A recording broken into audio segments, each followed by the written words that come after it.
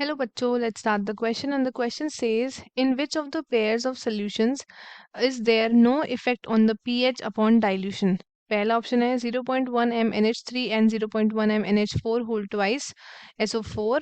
Option B है 0.1 m NaH2PO4 and 0.1 m Na2HPO4.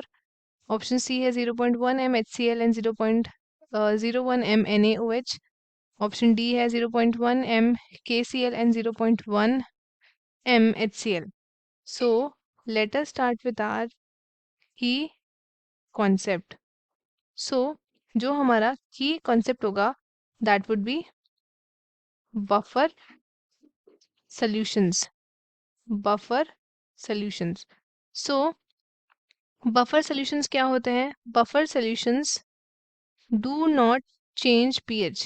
They do not change pH upon dilution. Dilution के time पे ये अपना pH change नहीं करते हैं और ऑल्सो अपॉन एडिशन या of small amount of acid या फिर base of the solutions. So buffer solutions आपके दो तरीके के होते हैं. कौन कौन से होते हैं वो? एक होता है आपका एसिडिक बफर्स एंड दूसरा आता है हमारा बेसिक बफर. एसिडिक बफर्स जो होते हैं ये आपके कंपोज होते हैं of an acid and its salt, acid and its salt.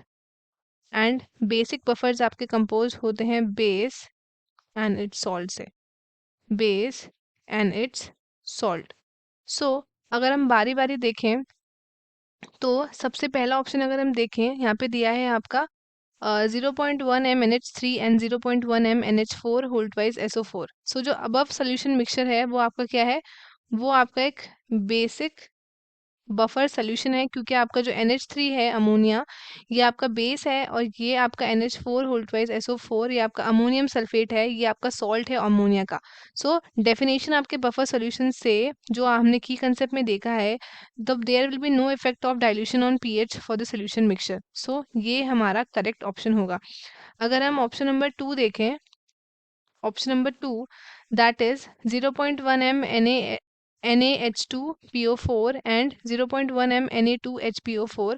इसमें जो आपका NaH2PO4 है ये आपका क्या है? ये आपका एसिडिक सोल्यूशन है which is more acid than Na2HPO4 जो आपका एक्ट करता है as a salt of the acid.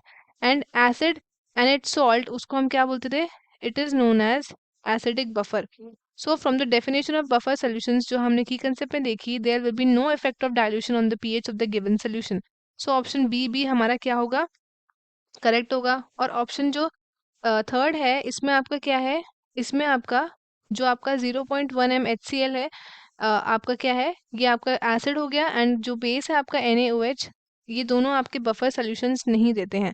The above solution containing an acid and a base जिसका पीएच आपका चेंज करेगा due to the ions from the water. So ये आपका incorrect हो गया.